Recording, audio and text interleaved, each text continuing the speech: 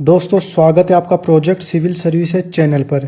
आज की class project current affairs की होगी, जिसमें हम multiple choice questions 76 to 80 discuss करने वाले हैं। आप पीडीएफ टेलीग्राम के चैनल से प्राप्त कर सकते हो। देखते हैं आज का पहला क्वेश्चन। परख नली शिशु टेस्ट ट्यूब बेबी के संबंध में ये पूछा गया है। हमें पहचान करनी है इसमें सत्य कथन की। देखते पहला कथन, इस तकनीक के द्वारा प्रयोगशाला में नियंत्रित दशाओं में निषेचन की प्रक्रिया कराई जाती है। देखो, प्राकृतिक दशाओं में निषेचन होता है, मादा के गर्भाशय में उसमें दिक्कत आती है, तभी तो प्रयोगशाला में करवाया जाएगा, तो ये एकदम ठीक बात है। दूसरा देखते हैं, इस तकनीक के द्वारा भारत में जन्म होने वाला पहला शिशु हर्षा था। दोस्तों गलत है, ये हर्षा नहीं, वो उनका नाम दुर्गा था, तो ये गलत हो जाएगा। इस तकनीक का उपयोग माता की फैलोपियन ट्यूब के छोटे होने या नर के शुक्राणु की मात्रा में कमी होने पर किया जाता है। ये एकदम ठीक बात है। अब हम आगे समझेंगे कैसे। इसमें हो जाएगा 1 और 3। अब समझते टेस्ट ट्यूब बेबी का कॉन्सेप्ट। देखो, सबसे पहले हम देखते कि आखिर ये तकनीक इस्तेमाल में क्यों की जा रही है। तो इसके सबसे पहले देखते क्यों। तो इसके ध्यान रखना, कारण है 2। कौन से 2 कारण है? सबसे पहला कारण ये है मेल की ओर से, यानी नर में अगर शुक्राणु की मात्रा में कमी होती है तो ये तकनीक इस्तेमाल की जाती है, क्योंकि शुक्राणु की मात्रा में कमी होने से वो अंडाणु के साथ में निषेचन नहीं कर पाता है, इसलिए इस टेक्निक के थ्रू बच्चे का जन्म होता है। दूसरा कारण हो सकता है मादा की ओर से। मादा की फैलोपियन ट्यूब छोटी हो जाती है। फैलोपियन ट्यूब क्या होती है? देखो, आपको ये फोटो दिखाई दे रही है, ये फोटो बीच में ये है गर्भाशय और ये है साइड में जो नलिका, ये है फैलोपियन ट्यूब, और ये जो दिख रहा है यहाँ पर अंडाणु की उत्पत्ति होती है, और अंडाणु इस तरह से अंदर यहाँ पर गति करता है और इस जगह पर ये वेट करता है शुक्राणु के आने का, और शुक्राणु का आगमन इधर से होता है। तो अगर फैलोपियन ट्यूब यहाँ पे छोटी है, बीच में ब्लॉक है, तो ये आपस में निषेचन की प्रक्रिया नहीं कर पाएंगे। तो ये 2 कारण होते हैं टेस्ट ट्यूब बेबी टेक्निक के इस्तेमाल करने के। इस वजह से इस तकनीक के थ्रू बच्चे का जन्म होता है। ये है क्या, वो देखते हैं। ये प्रयोगशाला में नर का शुक्राणु और मादा का अंडाणु को नियंत्रित दशाओं में निषेचन की प्रक्रिया कराई जाएगी, और जब बच्चे का जो भ्रूण होता है युग्मनज जाइकोट, उसका निर्माण हो जाता है, और फिर विभाजन की प्रक्रिया के दौरान मादा के गर्भाशय में उसको ट्रांसफर कर दिया जाएगा, या मादा के गर्भाशय में उसको डायरेक्ट ट्रांसफर कर देंगे। फिर यहाँ पर प्राकृतिक रूप से बच्चे का जन्म होगा। यानी सीधी सी बात है, टेस्ट ट्यूब बेबी में निषेचन की प्रक्रिया कहाँ करवाए? प्रयोगशाला में। और बच्चे का जन्म कहाँ पर होगा? प्राकृतिक रूप से होगा। तो दोनों बातें अलग अलग है। अब इसका एक फैक्ट देख लेते हैं। इस तकनीक से विश्व का पहला शिशु कौन था? Louise Brown. और भारत में कौन था? कोलकाता की दुर्गा। अब देखते अगला क्वेश्चन। भारतीय हाइड्रोकार्बन क्षेत्र की गंगोत्री के रूप में निम्नलिखित में से कौन सी रिफाइनरी जानी जाती है? इसमें ये रटने वाला मामला ये हो जाएगा डिगबोई रिफाइनरी, डी ऑप्शन। अच्छा, ये चर्चा में क्यों रही थी? क्योंकि ब्रह्मपुत्र की एक सहायक नदी है बूढ़ी दिहांग नदी, उसमें तेल रिसाव की वजह से आग लग गई थी। देखो, ये ब्रह्मपुत्र आपको मैप में दिख रही है नदी, इसमें ये रही बूढ़ी दिहांग, ये देखो ये रही बूढ़ी दिहांग नदी है, और यहीं पर ही डिगबोई रिफाइनरी है। और उस डिगबोई रिफाइनरी में पाइपलाइन यानी सप्लाई के दौरान तेल का रिसाव इस नदी में हो गया था और यहाँ पर आग लग गई थी। इस वजह से ऐसी न्यूज चर्चा में रहने की वजह से इंपॉर्टेंट हो जाती है। डिगबोई तेल रिफाइनरी भारतीय हाइड्रोकार्बन क्षेत्र की गंगोत्री कहा जाता है। तो आप गंगोत्री के नाम से कंफ्यूज मत हो जाना। जैसे आप यहाँ पर देखो, अन्य ऑप्शन यूपी हल्दिया रिफाइनरी हो सकता है, मथुरा रिफाइनरी, ये उल्टा दिया हुआ, यूपी है मथुरा रिफाइनरी में और पश्चिम बंगाल में हल्दिया। तो यहाँ पर ये थोड़ा उल्टा ध्यान रखना, मथुरा है यूपी में और हल्दिया है पश्चिम बंगाल में, और नुमालीगढ़ तो असम में ही है। लेकिन आप इस गंगोत्री के नाम से यूपी या पश्चिम बंगाल का चयन मत कर लेना। एक बात, ये भारत की सबसे पुरानी ऑपरेटिंग रिफाइनरी है। देखते हैं अगला question. Room of the river project के संबंध में निम्नलिखित कथनों पर हमें विचार करना है। यह बाढ़ के रोकथाम हेतु अपनाई गई बेल्जियम सरकार की एक योजना है। यह ध्यान रखना, room of the river project Netherland का प्रोजेक्ट है, बेल्जियम सरकार का नहीं है। इस योजना के तहत नदियों को बहने के लिए पूरा स्थान दिया जाता है। स्थान का मतलब है रूम या स्पेस। देखो, इसका नाम है room of the river. Room of the river यानी नदी को एक स्थान देना, उसको एक स्पेस देना, उसको एक रूम देना। तो वही बात यहाँ पर है कि उसको बहने के लिए पूरा रूम दिया जाता है, पूरा स्पेस दिया जाता है, पूरा स्थान दिया जाता है, एवं आवासीय क्षेत्रों को दूर निर्मित किया जाता है। ये बिल्कुल एकदम ठीक है। हाल ही में केरल राज्य के कुडनाड डेल्टा क्षेत्र में इस प्रणाली को अपनाया गया है, ये भी ठीक है। आपको पता होगा केरल राज्य में बाढ़ आई थी और बाढ़ के बाद वहां के चीफ मिनिस्टर ने नीदरलैंड का दौरा किया और वहां पर ये room of the river project को देखा और कुडना डेल्टा क्षेत्र में उसको अपनाने की कोशिश की जा रही है। उपरोक्त में से सही पूछा है मैं, तो सही में पहला गलत है और बी ऑप्शन ठीक है, 2 और 3।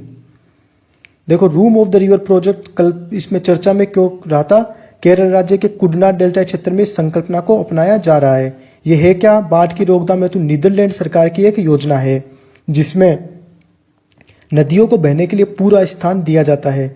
मान लो कोई भी नदी का ये मान लेते फ्लो है और यहाँ पर हम लोगों ने मकान बना लिए पास पास, तो फिर डेफिनेटली है कि अगर बाढ़ आती है तो बाढ़ से हमारे जो आवासीय क्षेत्र वो प्रभावित होंगे, यानी खतरा रहेगा कि हमारे बाढ़ के आने से आवासीय क्षेत्र डूब जाए, जलमग्न हो जाए। तो इस प्रोजेक्ट के तहत क्या किया जाता है कि नदी को पूरा स्पेस दिया जाता है, पूरा रूम, कि यहाँ पर मकान नहीं बनाने, बल्कि इस नदी का प्रवाह और भी इधर और इधर दोनों तरफ विस्तारित कर दिया जाता है। और साथ में जो इसके प्रोजेक्ट रहते हैं उनको भी यहाँ पर स्टेब्लिश किया जाता है और आवासीय क्षेत्र को इन सभी से दूर। तो इससे फायदा क्या होगा कि एक तो नदी को पूरा स्पेस मिल जाएगा बहने के लिए, अगर बाढ़ भी आएगी तो भी नदी अपना रास्ता निकाल लेगी, आवासीय क्षेत्र में इंटर नहीं कर पाएगी। और बीच में कुछ ऐसे डैम प्रोजेक्ट भी लगा दिए जाते हैं जिससे आवासीय क्षेत्र तक पानी ना पहुंच पाए। इसका उद्देश्य आखिर ये प्रोजेक्ट क्यों लाया गया था, क्योंकि पहला कारण बता दिया मैंने, बाढ़ से आसपास के क्षेत्रों को सुरक्षित करना और जल प्रबंधन प्रणाली में सुधार करना। ये भी हमने देखा कि कैसे डैम प्रोजेक्ट इनके पास में लगा के जल प्रबंधन प्रणाली में सुधार होगा। वो डैम जहाँ पर पानी नहीं, उस डैम से आगे सिंचाई के लिए काम में लिया जा सकता है। तो इससे 2 फायदे, बाढ़ के आसपास के क्षेत्र सुरक्षित भी हो गए और जल प्रबंधन प्रणाली में सुधार भी हो गया। केरल राज्य का कुडनाड डेल्टा क्षेत्र इसके लिए सबसे पहला चुना जाने वाला भारत का एकमात्र क्षेत्र है।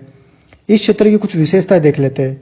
केरल राज्य में ये पश्चिमी तट के साथ साथ समुद्र जल स्तर के नीचे स्थित है, यानी जो समुद्र का लेवल होता है सी लेवल, उससे ये नीचे स्थित है। जैसे मान लो ये समुद्र का लेवल है और इसका क्षेत्र है वो इस तरह से है कुछ, यानी यहाँ पर क्या होता है कि यहाँ पर चावल की खेती की जाती है।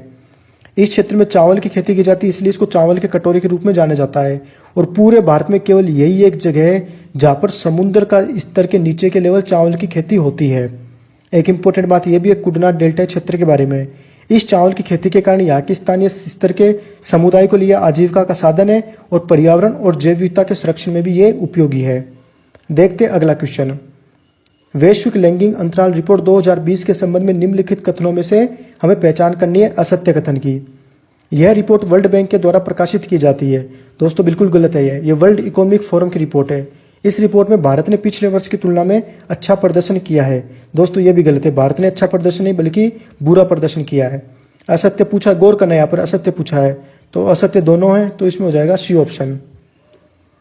वैश्विक लैंगिक अंतराल रिपोर्ट वर्ल्ड इकोनॉमिक फोरम की रिपोर्ट है, यूपीएससी में पूछ रखी है। ये स्थापना 1971 में वर्ल्ड इकोनॉमिक फोरम की हुई थी, हेडक्वार्टर जेनेवा स्विट्जरलैंड में है और इस रिपोर्ट को सबसे पहले 2006 में प्रकाशित किया गया था।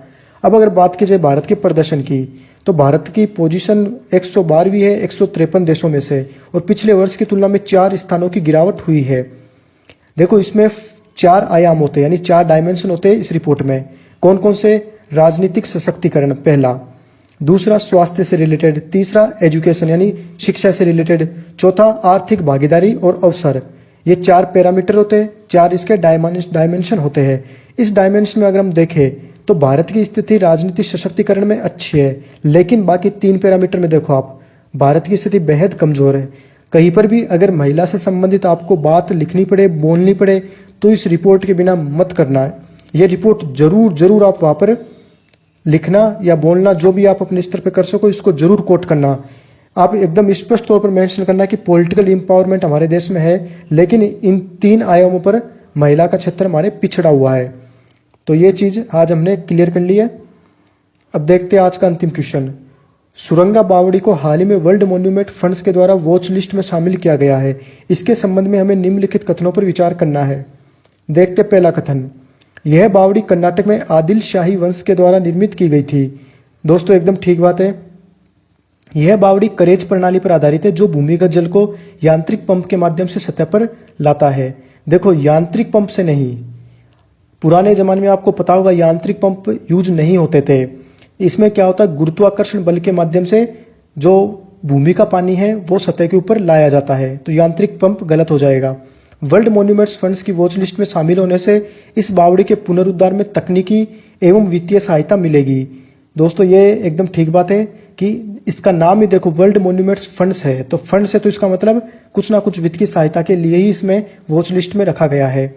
पूछा क्या इसमें? सत्य कथन। सत्य कथन कौन सा? 1 और 3 यानी बी ऑप्शन। यहां पर ये डी नहीं होगा, ये गलत है, बी होगा। सुरंगा बावड़ी चर्चा में क्यों रही? इस स्मारक का चयन वर्ल्ड मॉन्यूमेंट्स फंड्स के द्वारा वर्ल्ड मॉन्यूमेंट वॉच लिस्ट में किया गया था। यह दक्कन पठार की प्राचीनतम जल प्रणाली के रूप में है। यह बावड़ी प्राचीनतम भूमिगत सुरंगों के माध्यम से पानी की आपूर्ति करने वाली करेज सिस्टम का भाग है। अभी हम देखते करेज सिस्टम क्या होता है। यह बावड़ी कर्नाटक में आदिल शाही वंशज के द्वारा स्थापित की गई थी। अब देखो सबसे इंपॉर्टेंट इसमें करेज सिस्टम। ये क्या है? जल दोहन की एक तकनीक है। मतलब अगर भूमि से आज हम पानी निकालते तो ट्यूबवेल के माध्यम से निकालते हैं, या कोई यांत्रिक पंप लगा होता है, हेड पंप लगा होता है, तो वो सब चीज़ हम इस्तेमाल करते हैं। लेकिन इसमें क्या होता था, एक सुरंग के द्वारा पानी को सतह पर लाते थे गुरुत्वाकर्षण का प्रयोग करके। देखो कोई भी यांत्रिक पंप या लिफ्ट इसका उपयोग नहीं किया जाता है, गुरुत्वाकर्षण ही भूमिगत स्रोत से पानी निकालता है। और इस तकनीक की उत्पत्ति कहाँ पर हुई? ईरान में। तो आज की क्लास दोस्तों हमारी यही समाप्त होती है। Thank you so much.